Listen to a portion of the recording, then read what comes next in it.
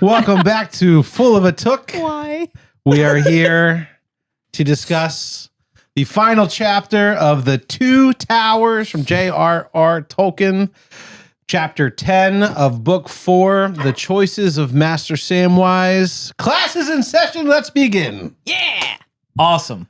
Yes. To commemorate the amazing feat of completing season 2. Oh, season 2. Shit. It's the finale of season 2. What the hell? We finished another book, and you know what that means. We drink another bottle of wine. This time, we've changed it up to our Campo Viejo Rioja Reserve from 2018. It's been sitting on the set for the last, I don't know, what, 22, 23 weeks, something like that? Yeah. 21 weeks. And we haven't turned it once. we haven't turned it once. I think it was sitting upright the whole time anyway. Yeah, this is actually 3 years later. It's really bad. Yeah. Fresh Wine coming in. We got the final chapter of book 4 to talk about. Oh, and my lovely pregnant wife. What do you have over there? I had some cranberry ginger ale. Woo! Fruit splash. Awesome. I believe that's courtesy of. Oh, actually, it's cherry ginger ale. It's not, I Ooh. thought it was cranberry. Oh, you've throw been it out. apparently, yeah, throw it out. We're done here. It's cherry, ginger ale, fruit splash. I believe that's courtesy of my sister. She left that at our house. I don't know about you guys, but I am so excited to talk about this. This is the second season finale that we've done as a podcast, and the first one was a banger. It got so rambunctious and crazy. We basically blacked out, and then we destroyed the food for thought, and we had to film it again. That was great. A second time about a week later because it was absolutely destroyed. I was trying to remember what I made for the last season finale, You and I made couldn't. The cookies, right? The The cupcakes. Oh, cupcakes. The eye as they were. cupcakes. Yeah, and then I almost died eating them. Yep. And They were a week old. They were a week old, and I had spilled red wine all over my clothes, and I was trying to hide it while we were recording. But I keep my arms folded. It was a good time. I'm hoping today gets just as crazy. I have a DD this time. I'm pumped about it. I am pumped. Let's go. The choices of Master Samwise are nothing compared to the choices of Full of a Took. Shall we cheers? Cheers, guys. Yes, Season motherfuckers. 2. One more. I can't stretch book over anymore. to go. And cheers to our listeners to another amazing season. Let's rock and roll.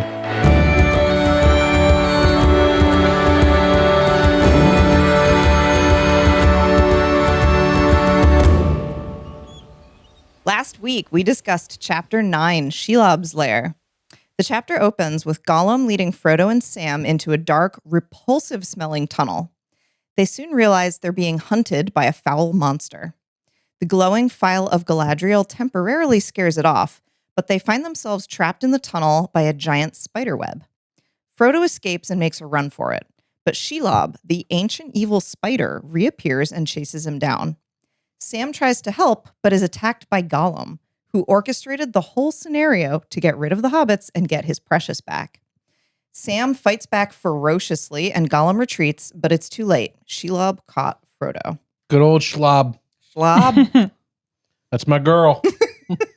That's my Shelob. Good. Nobody allow Chris to name a baby. I am so intrigued by this chapter because it reminds me of Moria. Of like a part 1, part 2 chapter, you know, where like shit's about to go down, and then they're like, tune in next week for the shit to go down. And then it just starts in the middle of the shit going down. And that's my favorite. I loved it. I loved it so much. Yeah, it just leaves you on the edge of your seat. Like even the end of this chapter, I was like, oh my God, we have to take a break. Yeah, there's so much to talk about. I can't wait. This one was action all the way through, and that was fun. Yeah, this is like another one of those like snapshots. It happens real fast, but the implications are fucking enormous. It was also nice that like Samwise found like an AR-15 finally. Of the soul. Yeah. Yeah. Samwise dug deep and found Got a himself. 12 gauge, really cleared his way through the tunnels. My man found the murder switch. Yeah. And really, it's good that Sam digs deep, and in the bottom of his soul, he finds a murderous rage. Because after he's done nearly killing Gollum, he remembers that Frodo is in danger. So he puts vengeance on hold, and he turns around, and what does he see? He sees that Shelob has caught Frodo and is looming over him. And without thinking about it, he runs at her, and he's screaming, and he's yelling, and he's got murder in his heart, and he's 3 feet tall, and it's a giant spider monster from Elder Days. And so without thinking about it, Sam charges Shelob, runs straight at this elder evil, and what's he going to do about it? Nothing is the answer, unfortunately, until he picks up Frodo's sword, which is laying on the ground. And with that magic elven blade, Sting, he immediately cuts off one of Shelob's feet. Just off, done. And this is more or less Shelob's introduction to Sam Gamgee. He's alive and well.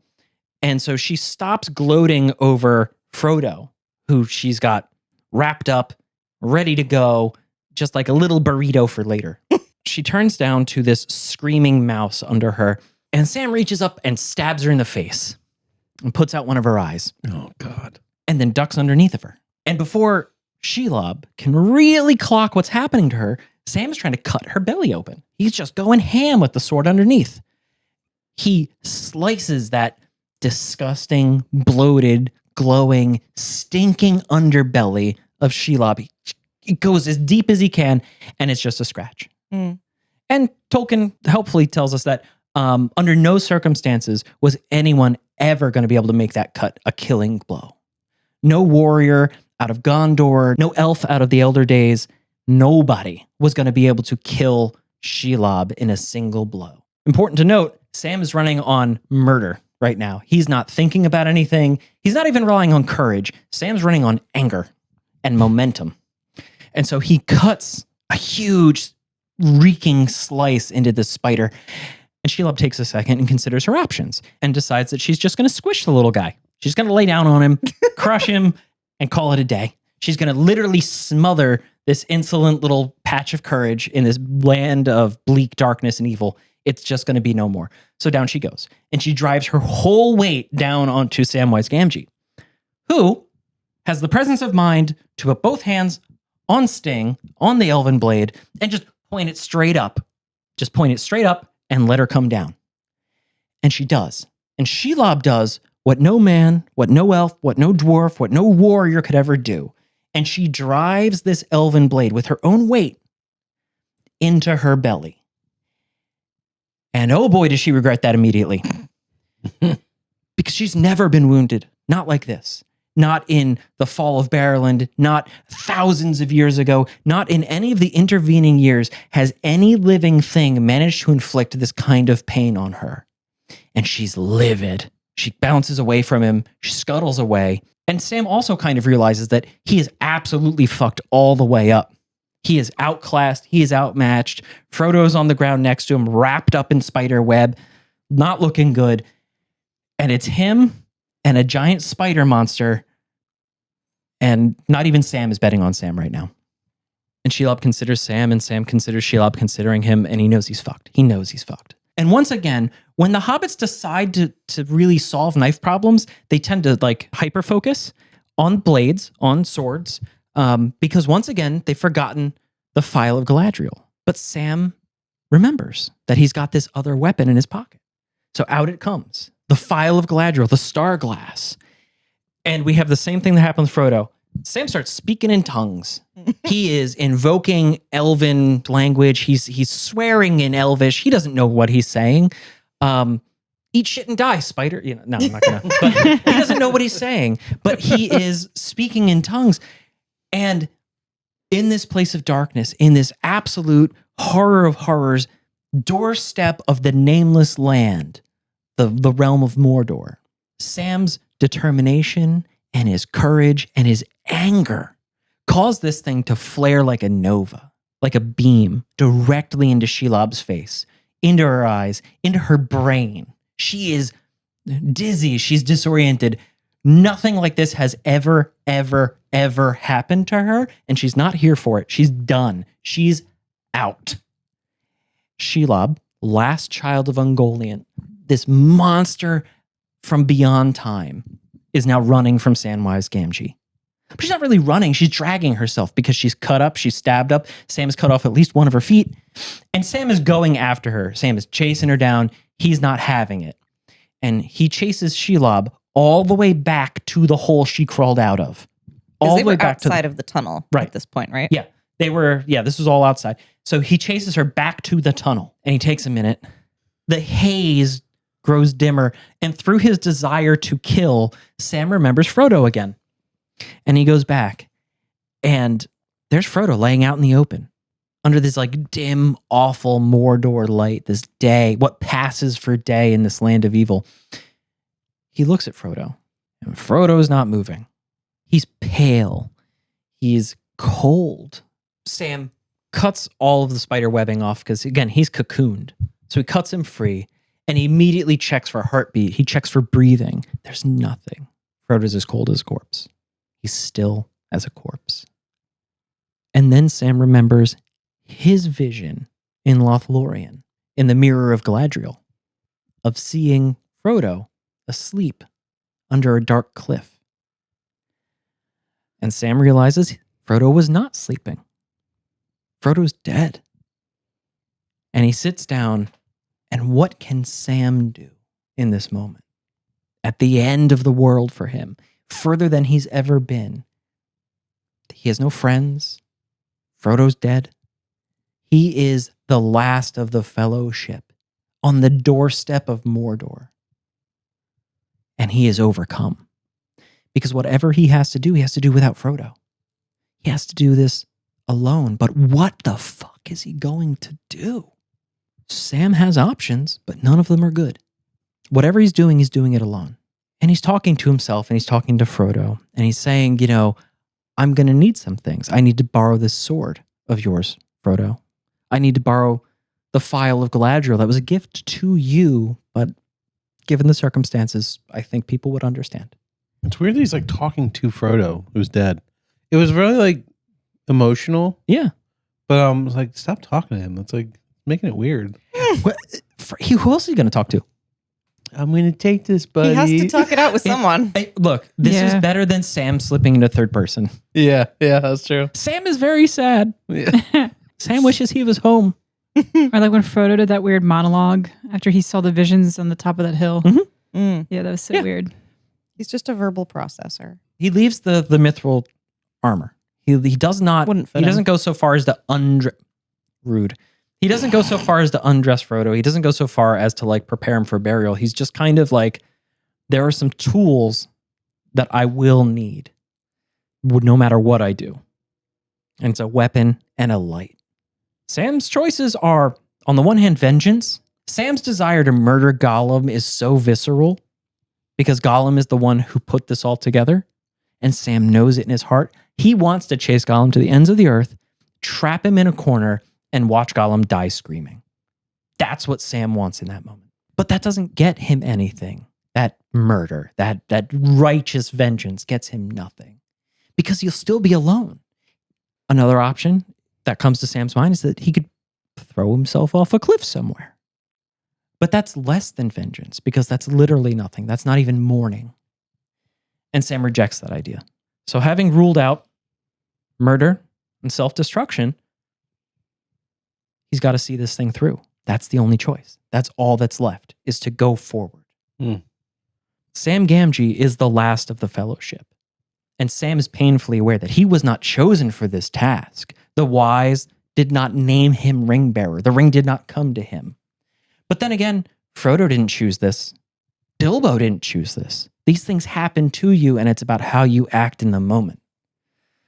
And Sam has a lot of problems with what he's going to do because he can't bear to leave Frodo. I love that. Shows their connection so much. Mm-hmm. You really feel his like grief in this moment. Yes. Yeah. Yes. And as much as Sam just wants to sit with Frodo until all things end, he can't, because Sam recognizes that if he doesn't move, if he doesn't continue moving forward, the enemy wins.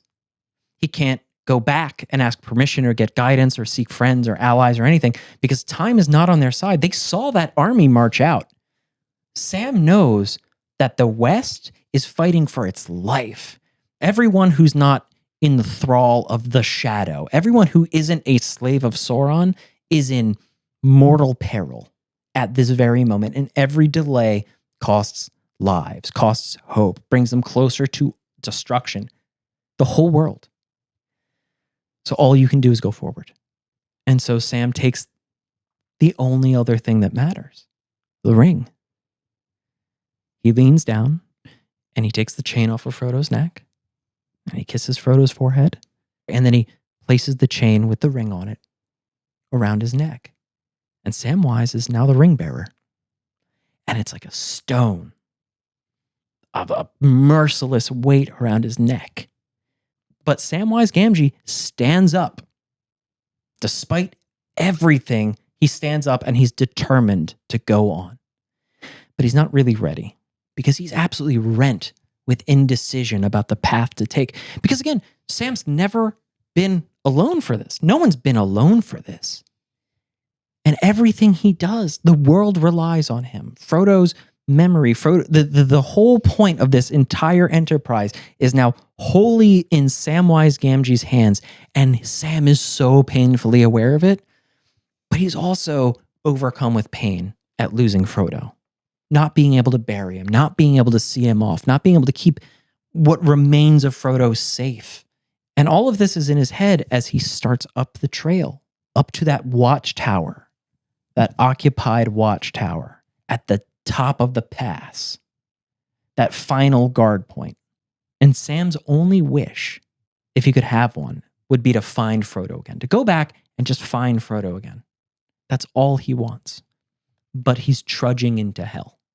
And as he finishes this final ascent, this final walk toward this tower, toward the high peak, before he begins his descent into Mordor, what passes for a sunset happens. It begins to get gloomy. It begins to get dark.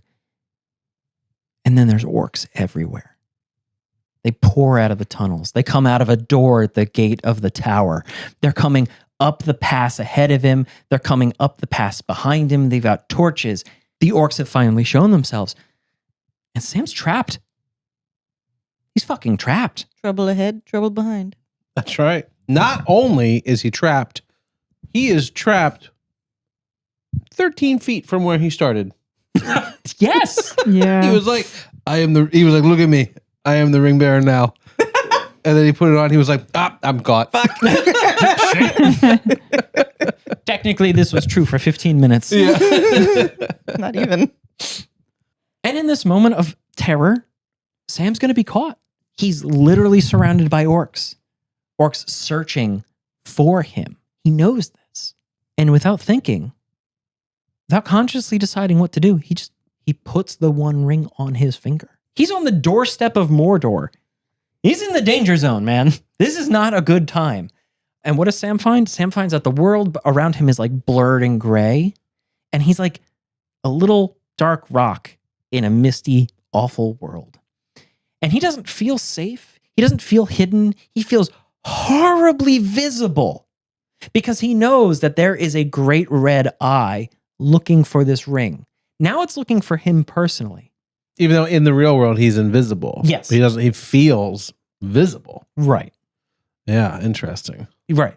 Sam is invisible, but he rather feels unvisible. Slightly different. Yeah. Not as good.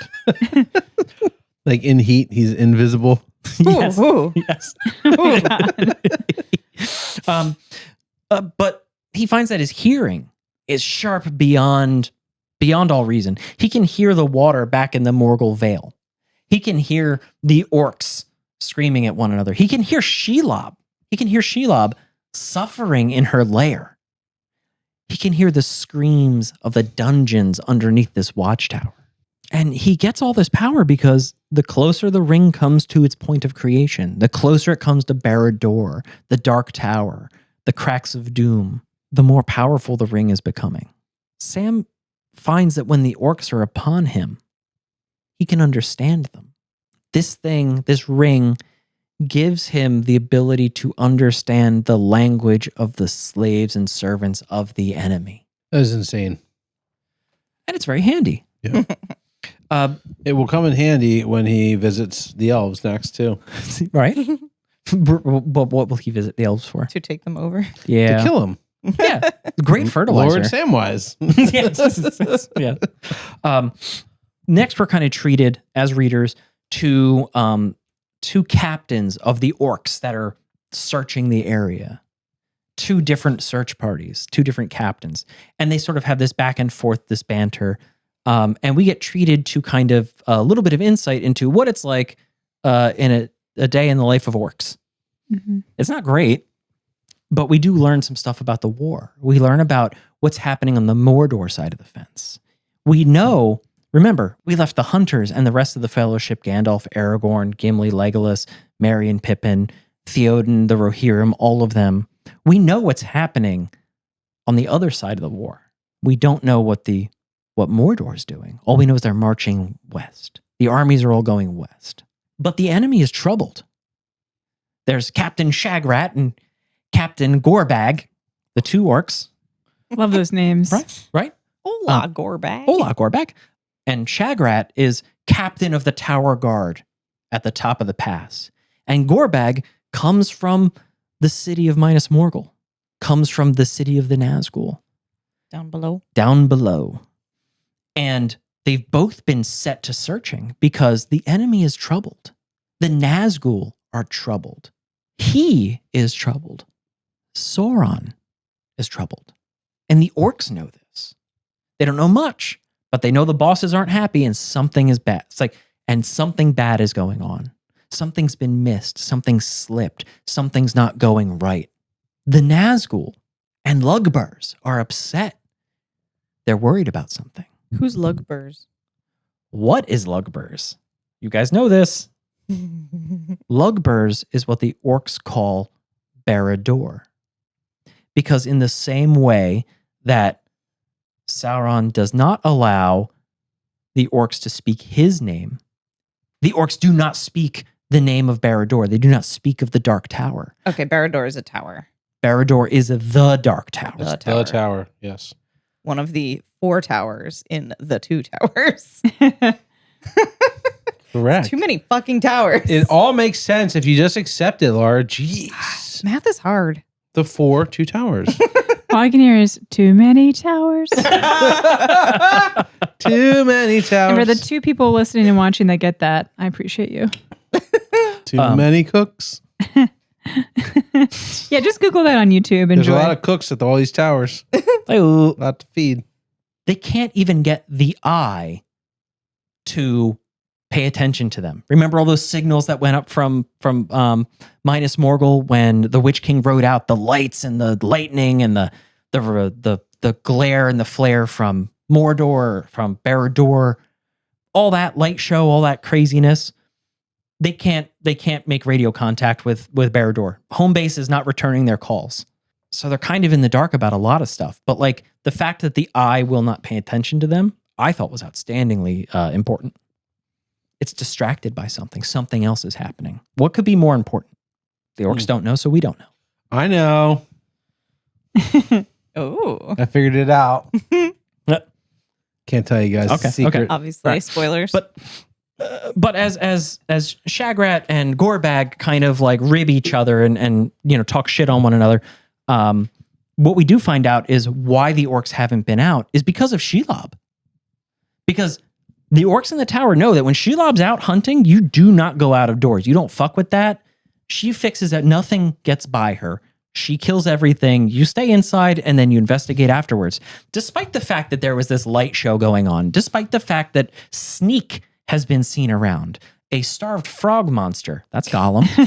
The orcs know who he is. The orcs know he came out of Barad-dûr, out of Lugburs. It's also interesting that they call him Sneak. Because who else called him Sneak? Sam. Yeah? Yep. Yeah. I don't know. I thought that was really interesting. Is Sam an orc? Is Sam at least as smart as orcs? Yeah. But this is all a conversation that Sam listens to, understanding them somehow.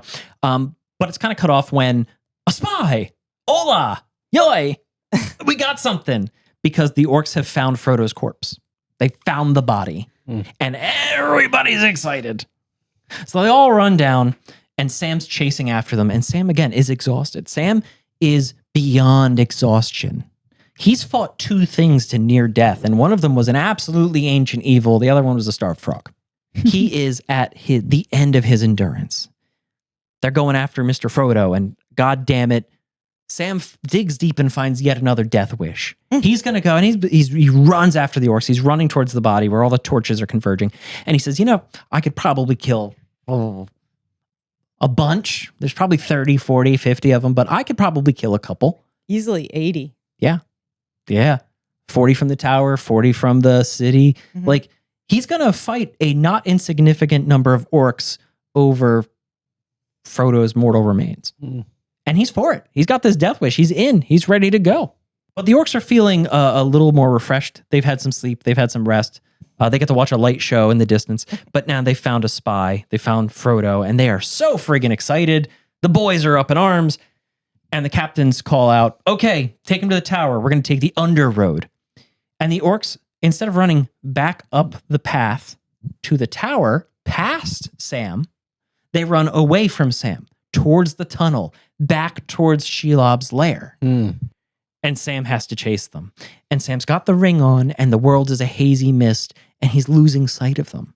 But he trudges one step after another. He chases, and he's losing them. They're getting further and further and further and further ahead. And he chases them into the tunnels. And Sam can kind of see in the dark now. Weird. But do you remember when Frodo and Sam were in the tunnels and they were trying to find a way out and the path split? Last episode. Yeah, last episode, Yeah. last chapter. Last chapter. Yeah. They took the first fork and it led to like a rock wall. Yeah, it was a A dead, dead end. Right. Yeah. And then the trap was revealed and fuck us. Yeah. And then they took the other fork and they ran for it. And then we ended up with, poor decisions lead to poor outcomes. But that blocked wall, that wall of stone is where the orcs lead Sam to. Only by the time Sam catches up to them, he can hear them through the rock, but he can't get through it. It's some kind of, it's a rock blocking the passage. And so Sam takes a second and he listens because the 2 orc captains have stopped and are having a further discussion about what's going to happen to their prize, to the thing they found, to the spy they've found. Gorebag And Shagrat. Shagrat. Rat. Yeah. The best names possible for. What were the other 2?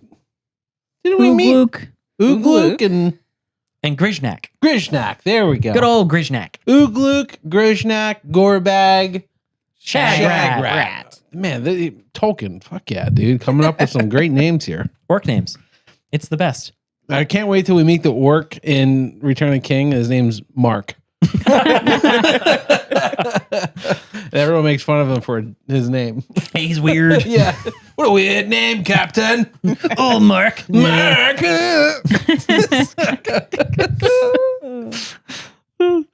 And the 2 captains are kind of worried, right? Because they previously mentioned that the Nazgul are worried, that he is worried.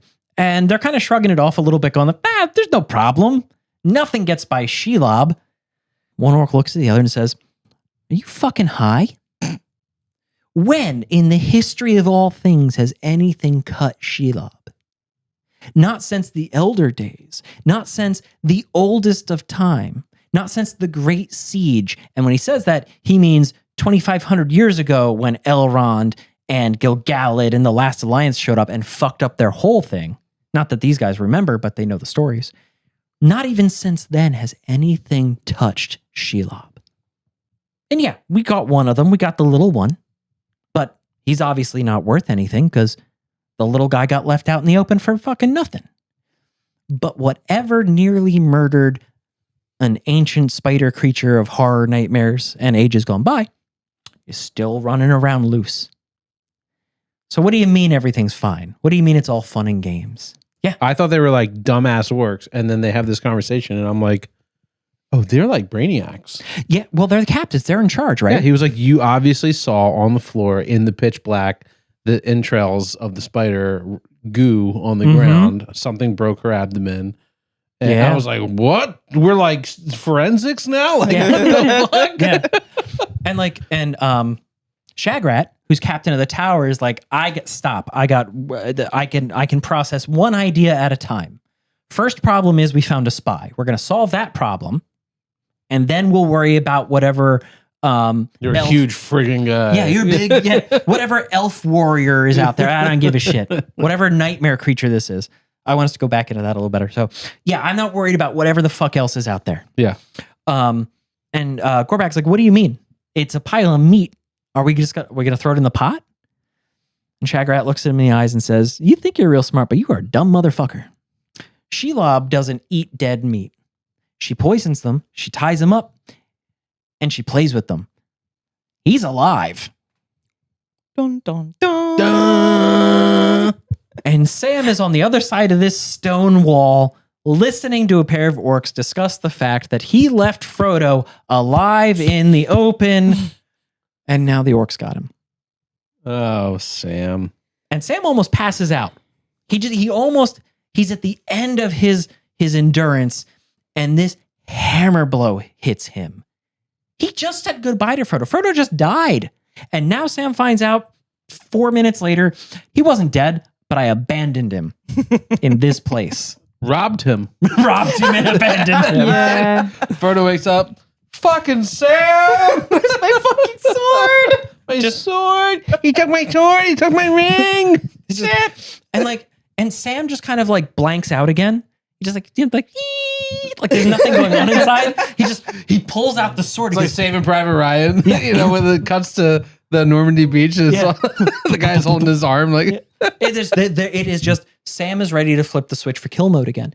It's not that these orcs must be fought; it's that Sam must kill these orcs now. And so he pulls out Sting, and in the light of Sting's blade, glowing blue because there are orcs nearby, which is fortunate for Sam, he notices that it's not a big rock. It's a stone door. And it's not even a complete stone door. it's a half door. It's a half door. It's big enough to keep out Shelob. He can climb up over the top if he's careful, because there's that gap at the top of the door up to the ceiling, and it's perfectly hobbit-sized. So Sam the athletic. Yep. So in slips Sam in his very athletic form, and he hits the ground, and he's ready to start killing again. But the orcs have moved on. They're down the tunnel. And Sam finds himself in this like curving, twisting, dark, shitty orc-made tunnel. Because Shelob made those other tunnels, or someone did, and Shelob lives there now. But the orcs have like Swiss cheesed the hillsides to create side roads so they don't have to run past a giant spider monster every time they need to deliver a message. And this is where Sam finds himself again at the absolute end of his strength, chasing down these orcs who are running off with Frodo. Not Frodo's body, with Frodo. The whole thing. The whole Frodo. They're taking him to the tower. He knows from listening to the orc captains that Lugburs wants anyone they find unspoiled. It's like parameters. Yeah, it's strip them bare, but take good notes about what they're wearing, where you found them, any weapons, any clothes, any trinkets, any rings. I like how that was just thrown in there. Yeah, whatever. And then report Jewelry, rings. No biggie, right? Nah. and then report all of this information to Lugburs only, to that place only. Share it with no one else, and you keep whatever prisoners you find safe until either he, being Sauron, sends for them or comes for them. So these orcs have orders to hold Frodo until Sauron comes for him. And that's what Sam is chasing them down for. And he's in this winding dark tunnel, and he's got his sword out, and he is yelling with whatever's left in him. And he's got this incredible hearing, so he knows the orcs are just ahead of him. He knows they're just around this next corner, and he turns this corner, and he is misjudged completely because his hearing is better than it was. So he thought the orcs were right up on him. He thought he was going to turn the corner and stab somebody in the kidneys. And he's still wearing the ring? Yes. He's Okay. still invisible. This is going to be a very big surprise for whoever he catches. For a floating blue sword. Whip, whip. Just a little- Yeah, is the sword Yes, it's visible? shedding light. okay? Yeah. Sword is not invisible. Well, the light of the sword is not invisible. Sword itself. The sword is not The sword, invisible. No, the sword's invisible, but not the light it sheds. Interesting. I didn't read it that way, but okay. That's, I mean, it's an interesting idea because then also could it be like his cloak is not invisible? Are his pants invisible? I think everything remains Just a pair of pants. except for the human flesh. So you Really? think there's a cloak and pants walking around?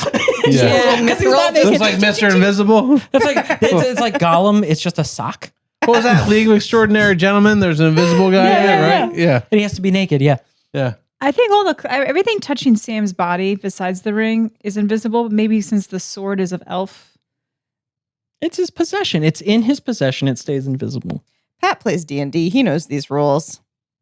Oh, that's true. If it's the same as D, I guess D&D got it from that. Kind of, yeah.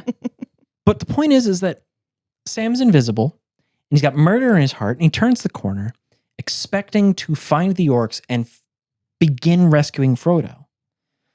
But his hearing has betrayed him. The ring has betrayed him because he turns this corner and it's a long corridor. And these orcs are all the way at the end. And they're backlit by this red, fiery light. And they're laughing. And he sees them take Frodo in these doors. These huge, dark, double doors at the end of this tunnel. Mm. And there's music, and there's laughter, and there's clanging, and there's screaming. And it's like a picture out of hell.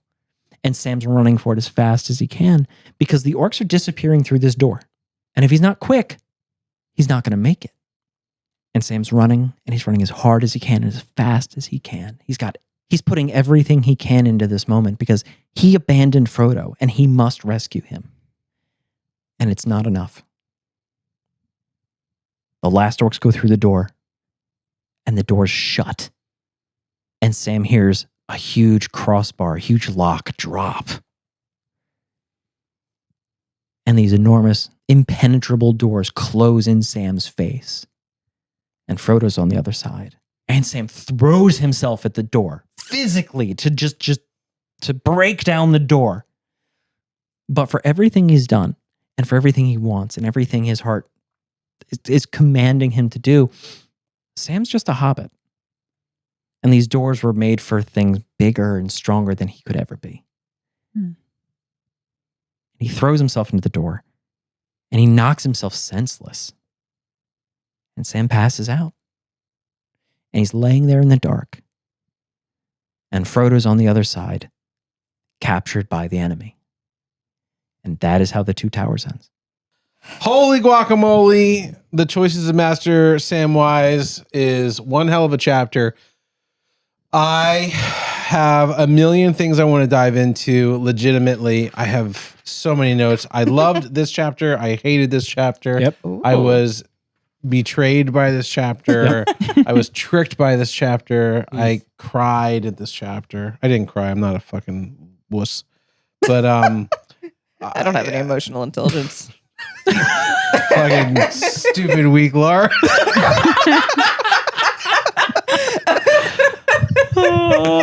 But I honestly, I have so much I want to dive into. So I think the first thing that I really want to kick off here is I felt a certain type of way about Shelob. Oh? I did. I That is legitimately inappropriate. I felt a certain way. That's illegal. I had a roller coaster of emotions with Shelob. First of all, the way Tolkien writes it with the POV being almost from her perspective, which I think that's what he did in the last chapter too, right? It's not first person. It's like, what is it, third person omnipotent? Yeah. Something like that. It's a right. I don't know how anything about writing styles, but I noticed very clearly it wasn't like Shelob walked over and did this. It was more like she felt that things were different and. Right. You know, it was like I was in her mind for a second. More compelling that way. It reminded me of when the Nazgûl show up to Buckland. Yes. To confront Fatty Bulger. Yeah, that was cool. And you're like kind of in their brain for a second, Yes. you know? Yep. And so we had this moment where I was in awe of Shelob and sort of her power and her majesty of being this like, you know, never quite for Sauron, but tolerant of Sauron. Because he was adjacent. Yeah, Sauron adjacent. And honestly, I felt bad for her. I didn't. Like, it's never fun to watch a creature be dismembered, but Shelob deserved it. She had Why? it coming. Why? Thousands of years of murder. She's literally an ancient It's not evil. murder. It, Killing's not murder. to be fair, Murder's The FBI are on their way. murder is a subcategory. Animals Of- cannot commit murder. Yes, She's they not an can. animal. She's intelligent. She has emotions and feelings, and she enjoys inflicting pain. So do my cats. Right? They murder But things, they Chris. They can't murder. They Chris. just kill. No, legally they can't murder Legally, because legally they can't be tried for murder. right. They're not competent for murder. It's like She plays with her food. if you. She's a big cat. Sauron calls her my cat. Yeah. He does. I know. And if you substituted anytime it's had spider for the greatest, most deadly lion of all time, Mhm. I would still feel bad that the lion was hurt after going 3,000 years just existing as an animal that needed to be fed. And it was like, yuck, I hate orcs. And then it was like, ooh, you're yummy. I'm going to eat that. And, she was even tolerant and accepting of Gollum and not murdering him. Gollum as tastes soon- bad. I think Yeah, she she saw was he could smart. bring her better gifts. Of course. And also, there's no juice in that squeeze. I completely agree. And I just Lemon's felt, got no juice left. I felt like sad that this big, beautiful creature that sure does harm to our characters that we care about. Mhm. But if Shelob didn't do harm to our characters and only did harm to the characters we hated, like orcs, we would be praising her. We would be treating her like Treebeard. But instead, we're like, oh, fuck Shelob because she's evil because she attacked. She doesn't give a shit about, it even says she doesn't give a shit about the ring. She doesn't care about the hobbits or this or that. She just wants to exist in the mountain, eat her stuff, and be to herself. And Sam wandered in, and Frodo wandered in, and drew Well, they her were led there. attention. I mean, Yeah, Gollum, well, but she knew they were coming. Yeah. But so the thing is I grant you that Shelob is acting in her nature. Yeah. I grant you that Shelob has killed more orcs than Boromir ever could. She is horrible. She enjoys killing. She would kill everything that she could find if only more things would come to her. Yeah. I don't think that's bad though. So does a bear seeking food. But the in bear's hibernation. mother did not attempt to extinguish all light and life from existence. Maybe, but I don't know that. You can't know that, can you? That's fair. I mean, Shelob is a monster in the sense that Right? she is Like that's what I'm saying. Yeah, it's yeah, yeah. like But you're saying that Tolkien's writing gave you sympathy for such a monster. like if I but could that's good, though. extrapolate, That's good. if I That's could good. extrapolate emotions from non Lord of the Rings text if I want, but Yeah. the reality is, I, as a person who has not read non Lord of the Rings text, don't know that. Therefore, I don't care about that. Right. Therefore, his writing was so good that this big, dark, scary spider, I felt bad for when it got hurt. My favorite part of this POV from Shelob is the idea that there's like a chipmunk attacking you. Mhm. You said it in your summary. You called him a mouse, but like my note actually says, "Imagine a chipmunk coming after you, just like a little rabid chipmunk trying Yeah. to gnaw you to death." Yeah, And seriously. that's how it must have felt. But the crazy thing, though, is that while Shelob is actually attacking Sam and he's fighting back, can we talk about the fact that he speaks in tongues? That was so weird. Again? Like, No, it was Frodo the first time. right, but people are speaking in tongues. When they hold the file, they right. start speaking Yeah. another language. I'm not. It channels the elf history. It channels the international channel. I think that honestly though, like the second time somebody speaks in gibberish after they pick up the flashlight, you put the flashlight in a box. So I was really curious. I actually Googled what the translation was, Ooh, and apparently it's Sindarian. yes. what's Sindarian? It's one of the different branches of Elvish. Yes. Okay. It's And the so- good one. I'm not going to try to attempt to speak in Elvish, but basically when he calls out and it's that paragraph, he's saying, "O Elbreth, star kindler, from heaven, gracing afar, to thee I cry here beneath the shadow of death." Then there's some debate on what the next part is. It could be, "O look towards, O watch over, or guard me." God damn. Yeah. That's awesome. so interesting. I mean, all three of those work. So I guess choose your favorite one. Like Yeah. I would say Sam is a poet, except I don't think those words came out of Sam. I don't Right. think they I did think he was either. possessed by the light. Yeah. I think it Again. was just like elven ancient history and magic just flowing through him. I loved that part, and he just like can't even help it. It's legitimately like he goes to yell something, and somebody changes the language option on their note, and he just yells in a different language completely because he doesn't. He says, "I don't even know what it was. I don't even know what I said." Right. Yeah. He's like, "Oh, something came out of me." I also love how that language describes the location of where they are beneath the shadow of death. Yes. Ooh. Yeah. Well, yeah. I mean, it is. Turns out. it's exactly where they are. But I thought that was so cool to find that out. So I had to share it. Yeah. No, that's really neat because again, this is the second time somebody has spoken in tongues when they pulled out the file, and the second time that Shelob has been confronted by that. But last time, again, in a moment of characterization, Tolkien tells us Shelob doesn't give a fuck. She's heard elves yell shit at her all over the place for a million years. And you know what she did? She murdered and ate every one of them. Didn't care then, don't care now. But Samwise motherfucking Gamgee. And it's There it over. is. Ugh. I had a question about something I read. I don't remember what the actual phrasing was, but it was basically he's like leaping from the firmament, and I didn't know what that was. It flamed like a star that leaping from the firmament sears the dark air with intolerable light. Definitely glazed over that and did not look up firmament. Yeah. Do you guys know what it means? It's a word I've seen before, but that's all I can Yeah. tell you. All right. So according to Google, firmament means the sky, specifically the expanse of the heavens. In ancient cosmology, it was often cosmology. Isn't that when you go to like the hairstylist or something? Yes, absolutely. Cosmetology. That's cosmetology? Oh, Yeah. damn, I had it wrong. It says in ancient cosmology, it was also often conceived as a solid dome or a vault separating the waters above from the earth. It can also be used poetically to describe the sky.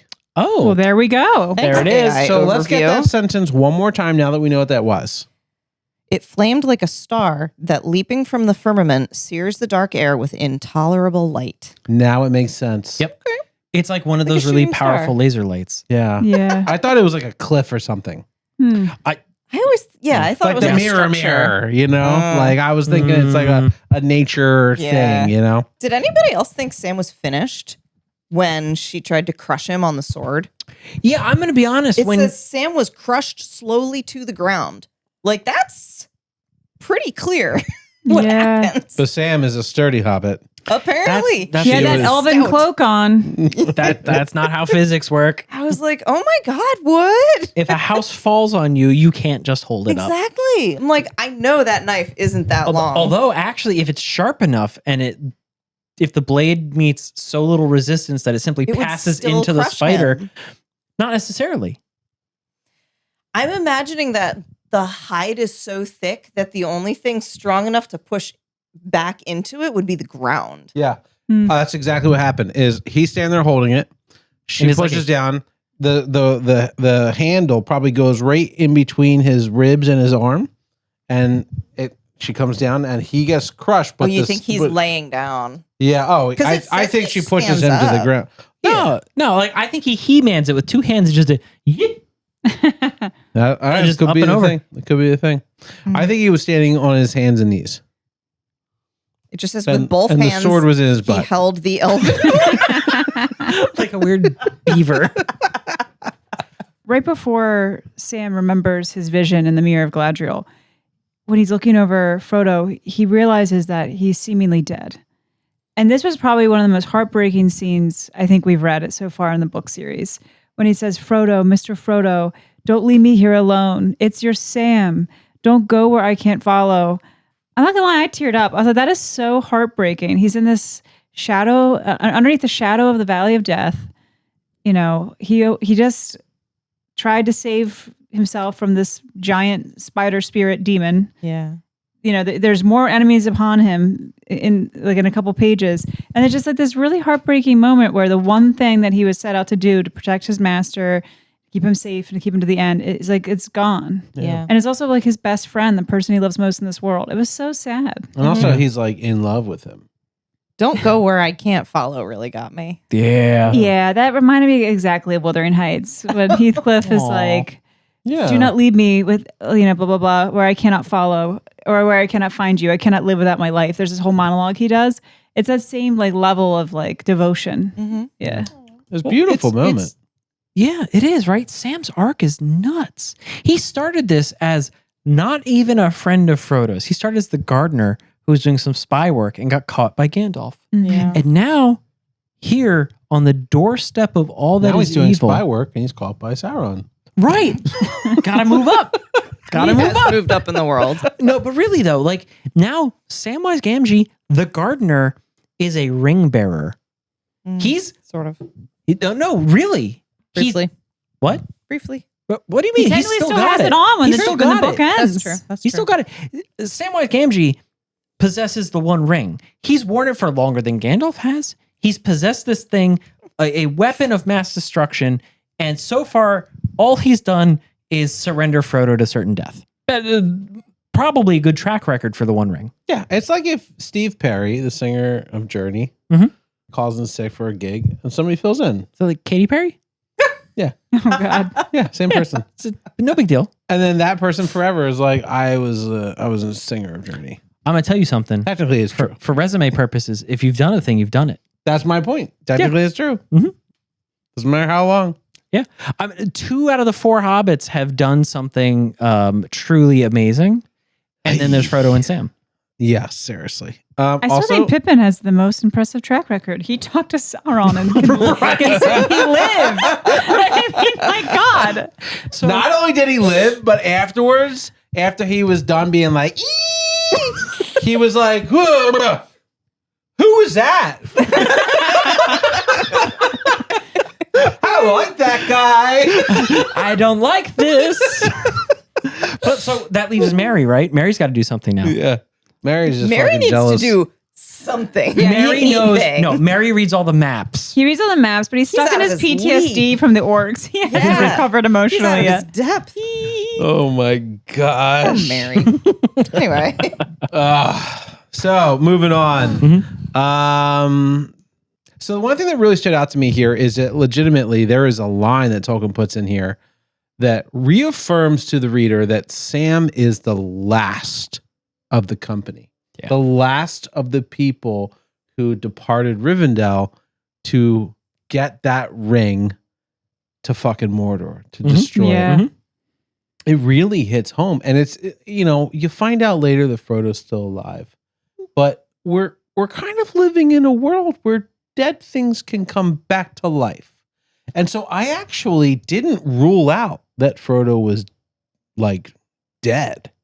It wasn't like I was sitting there going, there's no way he could be like, I was like, he's dead. And I was thinking to myself, like, okay, well, maybe he comes back in some weird way. Maybe there's like a potion or this or that. Magic. I kind of completely forgot all about the fact that he like wasn't dead in the thing. Like once I read that, it was like in my head, I've seen the movie and I was like, oh yeah, that's right. Like I remember seeing some of that. Now this is so much more detailed than the movie was, but it did really have a harrowing effect when I realized like Sam is the last one to carry the ring on the journey. And then that made me kind of zoom out and think about the journey we've been on for the 2 towers between book 3 and book 4, the differences between them, how we've lost our fellowship, how many people we've lost. And then all of a sudden I was thinking about Helm's Deep and this and that. So there's a simple line put in there, but it had a big ripple, you know? Yeah. Yeah, just as a real funny idea about things that are dead coming back and characters like Gandalf, right? Gandalf fought a Balrog and reawoke naked on a mountainside and was saved by a giant eagle. Frodo was stung by a spider and is apparently still alive. Imagine if Boromir had regained consciousness as he went over the waterfall. Oh, God. Sorry, I want to share that Some with you. people do die. Right. Yeah. They dead.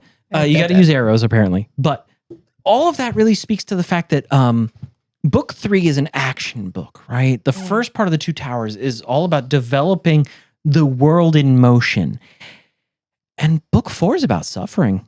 Book 4 is about perseverance. It's about camaraderie. It's about friendship. It's about the power of compassion in the face of horror, and about what normal people, because that's what the hobbits are to us. They are a window into normalcy. They are the reader's stand-in.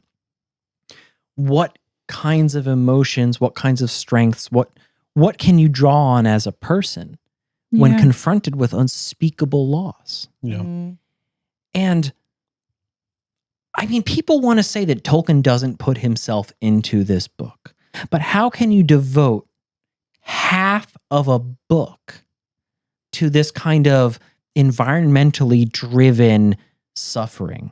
They're going to Mordor. They have no choice. They are going forward to do their duty. They have no choice. They have a mission. They have a mission, even unto the point of death. Yeah. Yep. And people want to say that Tolkien's life as a soldier had no impact on this book and on his writings. That. A lot of people do. Even Tolkien said. Tolkien said, like, I don't deal in metaphor. I don't like allegory. I don't like these things. I'm just inventing a fun story.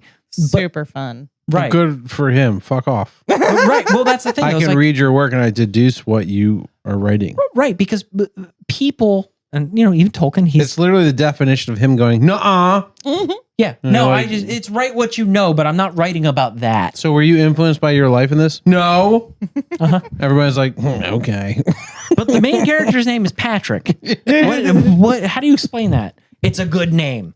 I thought he did admit that Beren and Luthien were based off him and his wife. That's why their gravestones have that. Right, but is that not I think that's a different take than my time in the Great War had nothing to do with the way the hobbits react to one another and relate to each other. Right. Yeah.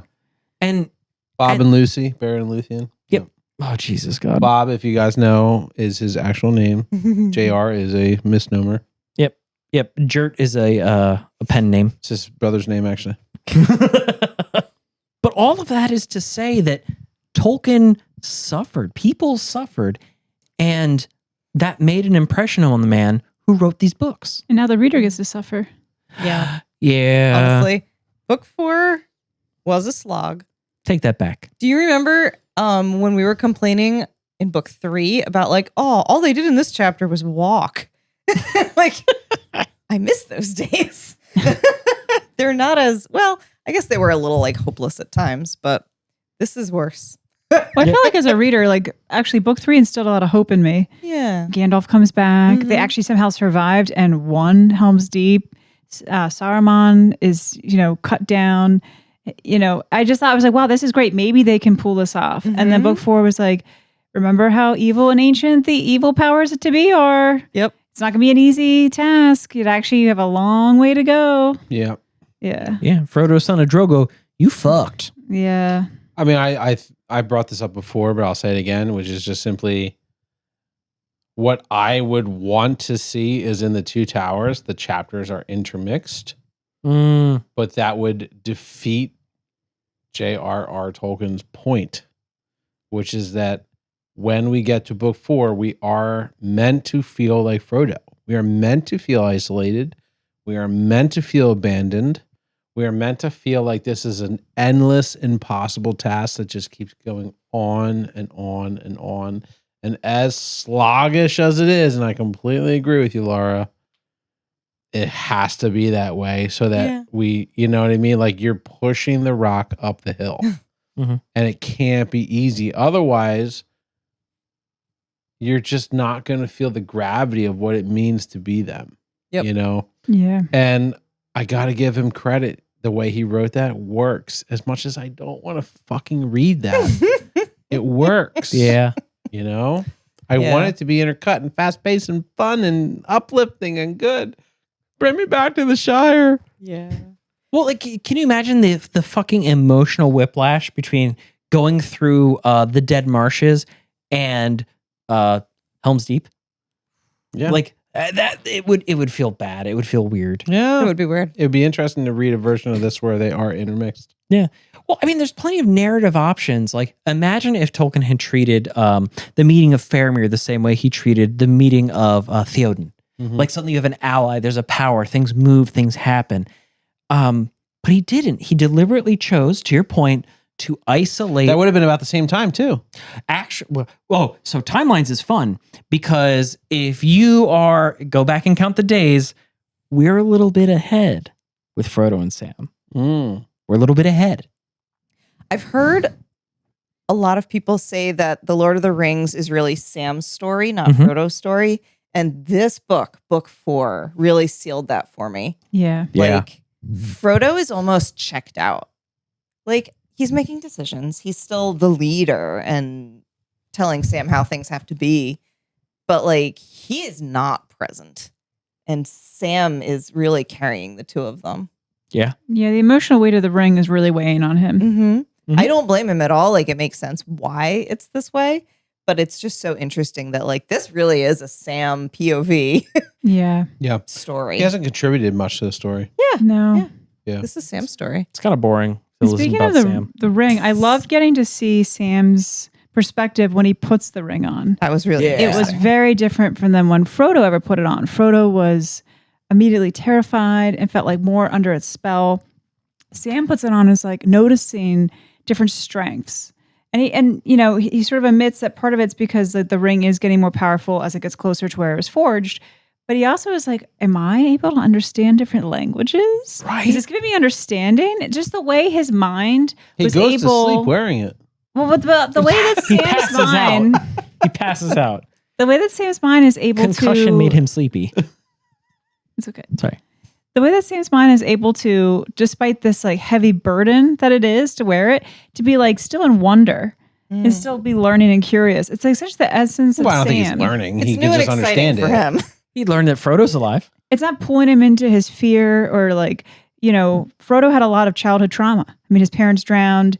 Bilbo was his guardian, but kind of going on these journeys, leaving him behind and stuff. He had a very tumultuous childhood. And even though Sam kind of did as well with his father, he's still very rooted in his core to who he is, that the ring isn't affecting him as the same way. I thought that was really interesting because he's the second person we've now been able to experience the ring with.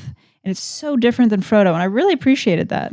Here's my question. Yeah. How come Gandalf did not fucking one-way teleprompt his head to be like, hey, you take the ring off? Oh, Gandalf's busy. And also it's just Sam, whatever. It's still the ring. Right. Sam, Frodo, what's the difference? It's the ring. The ring is all that matters. Was it Gandalf's 'cause- busy. I also think because Frodo kept busy? succumbing to it. Like Frodo would put it on and he would have connections with Nazgul. He would put it on at really bad times. Yeah. Not that there's a good Literally time when to there's put a it Nazgul on. right in front of him that can sense it. Yeah, not that there's Yeah. a good time to put it on, but this wasn't the worst time to put it on and keep Yeah. him hidden a little longer. Yeah. He wasn't in like as much of an immediate threat as the 3 times that Frodo put it on. I also liked that it explained why Frodo had been moving so slowly. Right. Like just how weary Sam's legs felt. And he just felt like he could not move. His legs were made of lead, Yeah. Yeah, the ring is very similar to being pregnant. Yeah. Oh no, I'm sorry.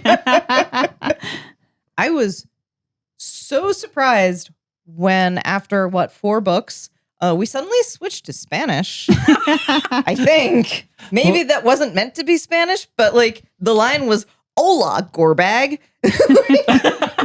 Where'd you get yours, Timu? That made me chuckle. My brain just reset when I read that. I read "Hola, crime bag." And like, I thought the same exact thing. To be So honest, weird. like, I legitimately read it and I was like, "Hola." So Well, actually, I read it What? first as "Holla." right, yeah, holla. All right, so to be clear for every Holla! I was like, "No, it's "Hola." Got it. but to be clear for everybody who hasn't read, what's happening is the orcs, Gorbag and Shagrat, are the 2 captains that Sam can hear talking.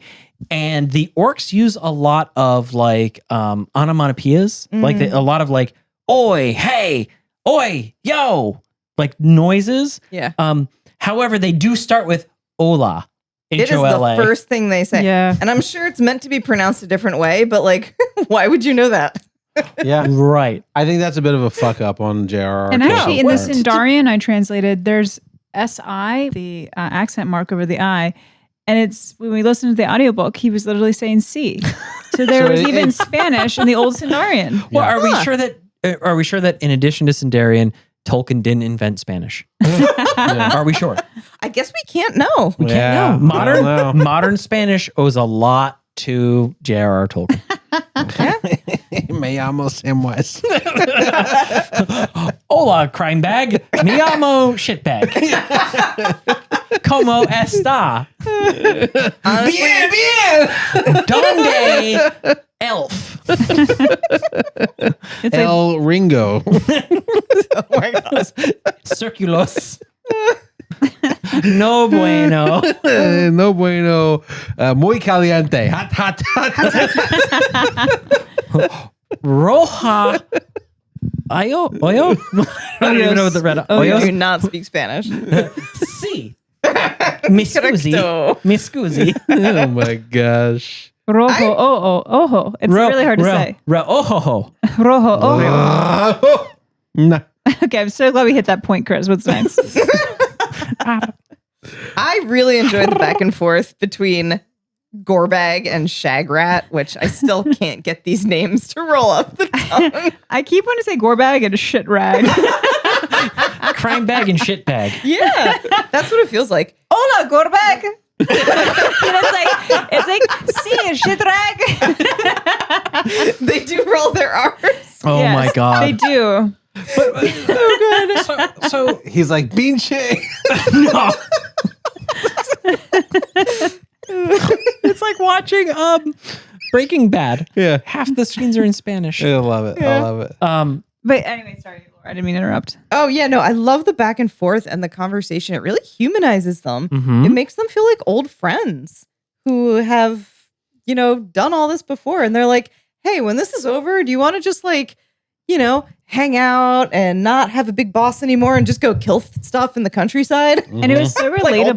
days. It was so Yeah. relatable when they get together and they start talking shit on the higher ups. Yes. Like, can you believe they have us here? Uh-huh. Yeah, I loved it. It It made was them very great. human. Yeah. Yeah. yeah. The boss fucked up, but shh, don't tell anybody. No Yeah. one can hear. Question: is Gorbag an Uruk-hai? No. That's a great question. No. I'm Because not it sure. says he Ooh. calls himself an Uruk, and I didn't know if there's a difference between an Uruk and an Uruk-hai. There is a difference between Uruk and Uruk-hai. Uruk, What? Uruk-hai. Because remember, Uruk-hai means like orc folk.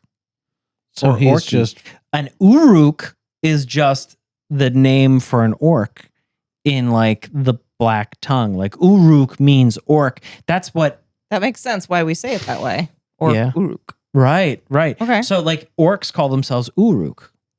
That's just them saying like this is just a man's job. We get shit on it. It's the fucking okay. they fuck I us wasn't up. sure, and I was like, "Oh shit! Wait, what's going on Yeah. here?" Uruk-hai is a blending of men and orc. Okay, Mm. But because that also changed in my head what they look like. right. Right. You know, Mm-hmm. Well, And it if they're mentioned impressive their or not. door was very small, Yeah. very short. It was small enough that Sam Little could goblins. jump, scramble, and crawl over. Right. Mm-hmm.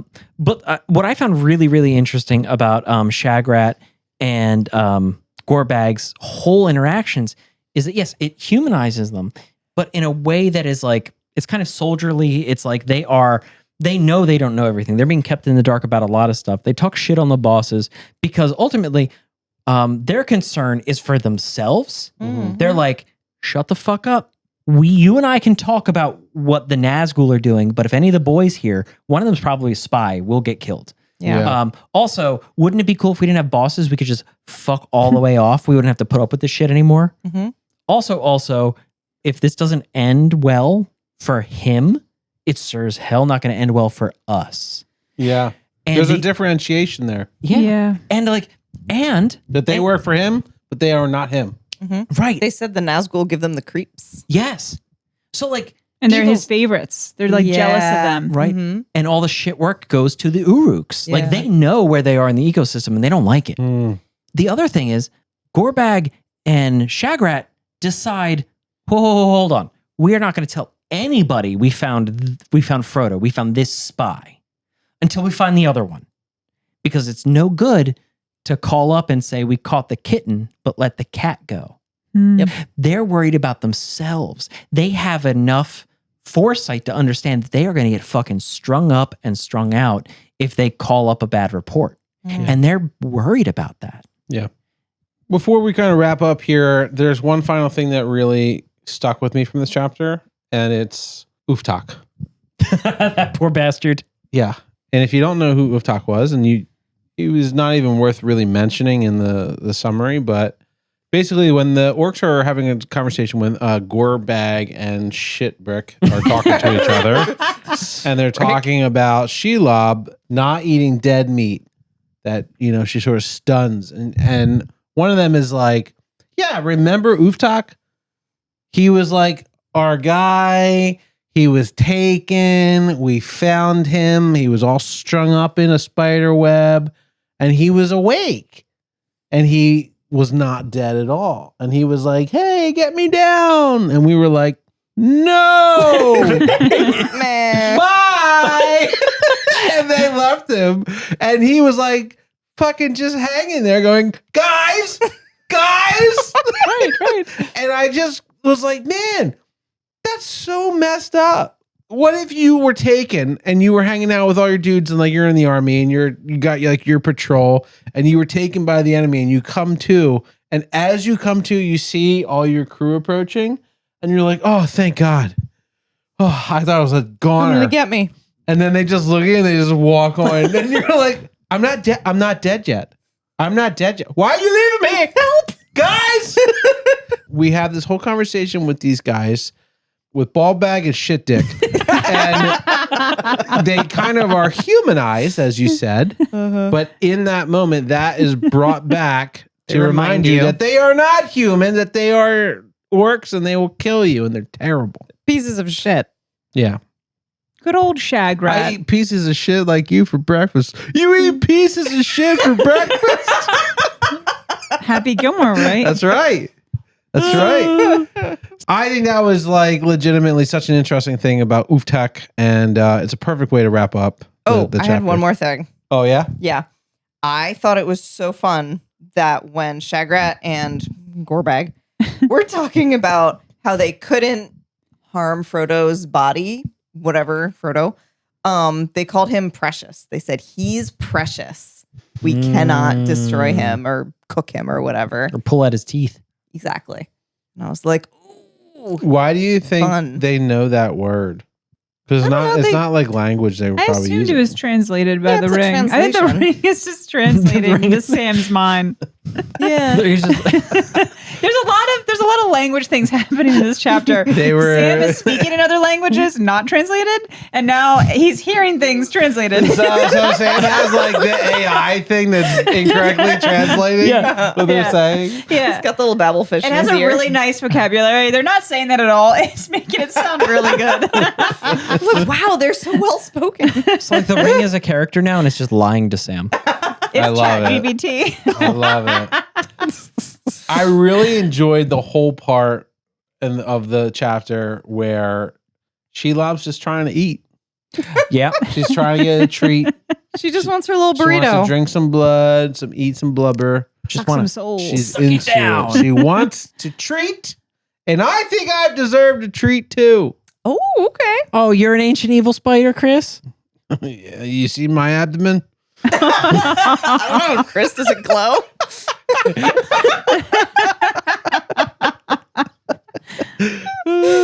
All right. Well, on that note, let's go into food for thought.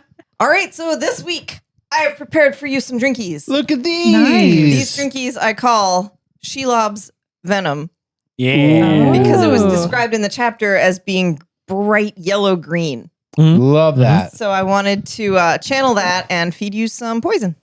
I love it. Laura has created 4 deceptively small glasses. Like they're fun, like 4-ounce flutes. And it is a vile green color. Well, the funny thing is, we actually are shooting this the way that Peter Jackson shot The Hobbit. So these are full-size glasses, Like behind the shed.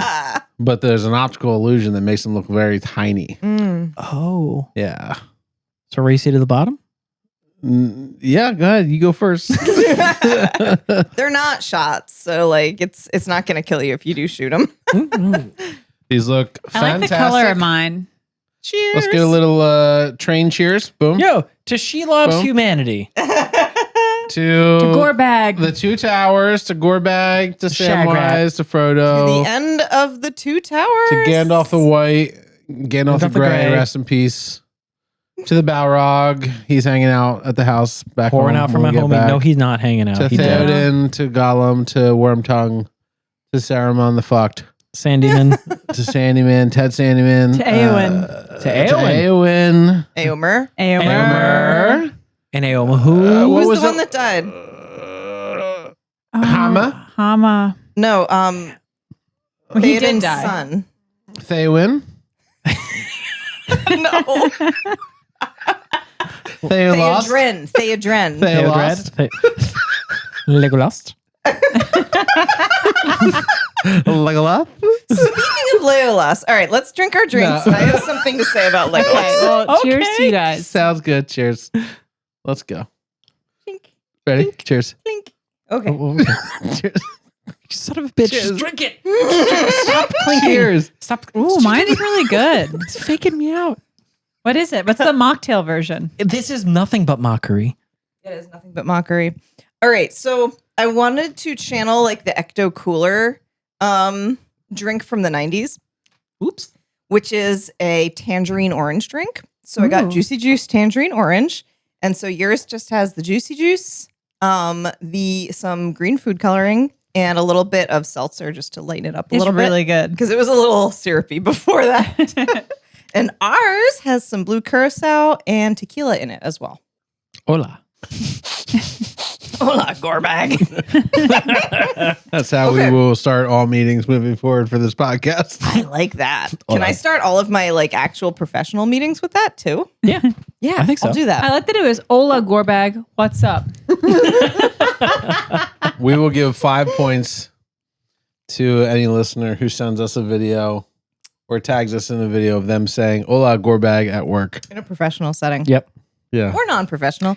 You could do it on the construction Yeah, site. That'd be great. Family dinner. No, you get 5 points per person in frame. Yeah. Yeah, please. If you get enough points, we'll send you some full of a took stickers that we bought. Yeah, we'll send you the tin whistle. Yes, yes. I'll send Please you the get whistle. this tin Yeah. whistle out of my life. Please make it go I away. have been practicing all the time. Nobody appreciates it. Really? Yeah, it's fine. It's fine. You're doing great, Chris. The Shelob's poison was delicious. Honestly, yeah, that was I drank fantastic. it down quick and I drank it down fast. I had a realization the other night, and Pat can attest to this. I was sitting in bed and I got angry, As she often as does. I often do. So the Yeah. song, they're taking the hobbits to Isengard. We all know this song. We love this song. We did this song on the podcast. They're taking hobbits to Isengard. To Isengard. Um, So this whole meme that was made, Legolas, they're taking the hobbits to Isengard. Legolas didn't know that they were taking the hobbits to Isengard in the book. Yeah. And so this just occurred to me for the very first time last night that is not true to the book. Oh, wow. That Literally, was just from the movie. literally laying in bed, and she just like, what? Nothing. What? I just realized something, and I don't like it. It was from the meme that I sent our group chat. Yeah. Roses are red, running is hard, and then They just a take- picture of Legolas. They're taking the hobbits to Isengard. Yeah. Oh my God. And I was like, wait a second. He didn't know. We just read a whole book about him not knowing where they were. Oh, no. It made me mad. What it a made crock me, of shit. made me really I'm mad. canceling the podcast. God damn it, Peter Someone Jackson. call Owen Wilson. Yeah. But listen, I think that brings up a really good point, which is that season 3 is coming. Yeah. The Return of the King is coming. Mm. The King is coming. The king came. The, the Return of the Uncome. The uncome of the king. Vigo, no. The Uncome of the King.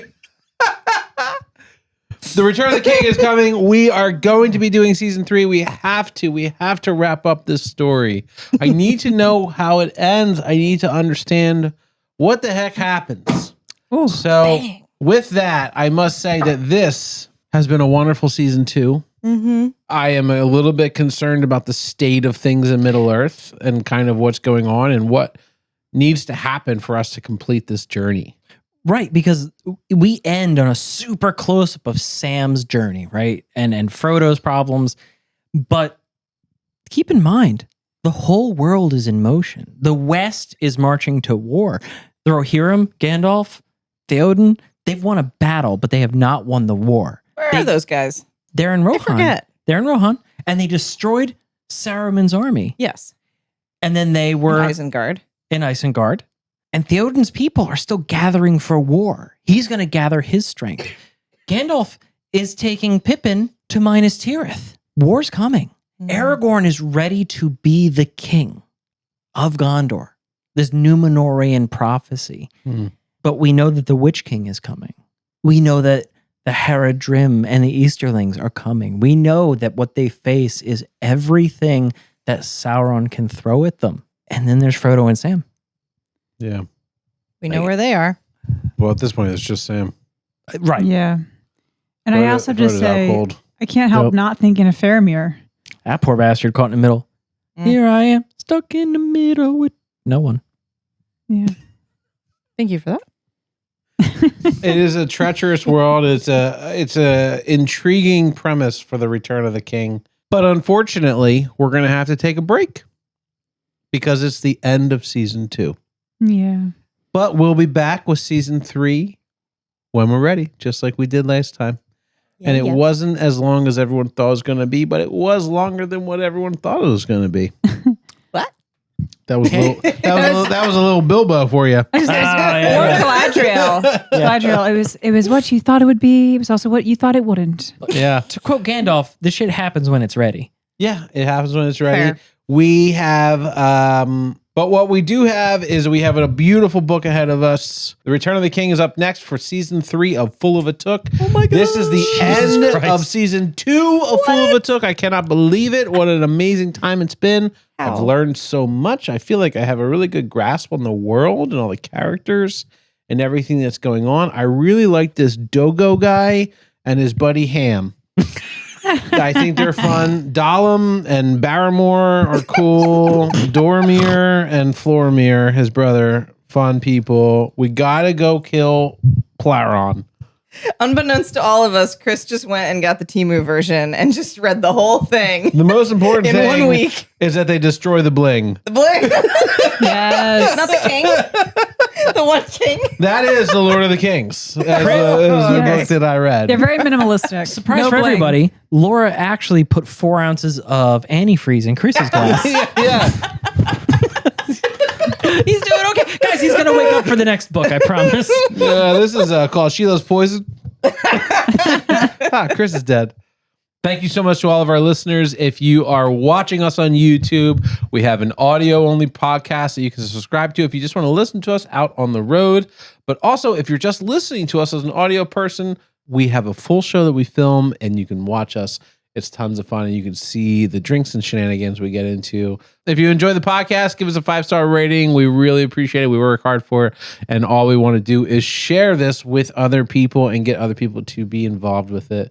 This has been so much fun. I look forward to season 3. I look forward to a nice break to rest my eyes. I look forward to watching the Two Towers movie. Yes. We're going to have a movie episode. I don't know when it'll come out. You know, we might do what we did before where it comes out with episode 1 of The Return of the King. Maybe we'll just drop it in the middle of fucking nowhere. In the middle, like, hey, it's been a couple weeks. Here's an episode. Stay on your toes. Knows? Calling it now, late 2028.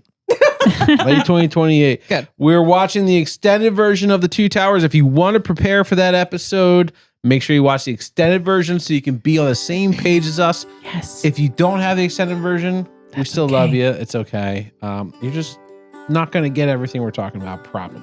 But that doesn't mean you can't watch it again later down the road. This is Christopher signing off for Fool of a Took. This is Laura. I'm Robbie Jean. I'm Pat. And we are here to make Lord of the Rings much more accessible to everybody out there. You guys have a wonderful time, wonderful night, wonderful day, whatever it is for you. We're fucking drunk, so we're going to go to bed. See. Good night. Hola, shitbag.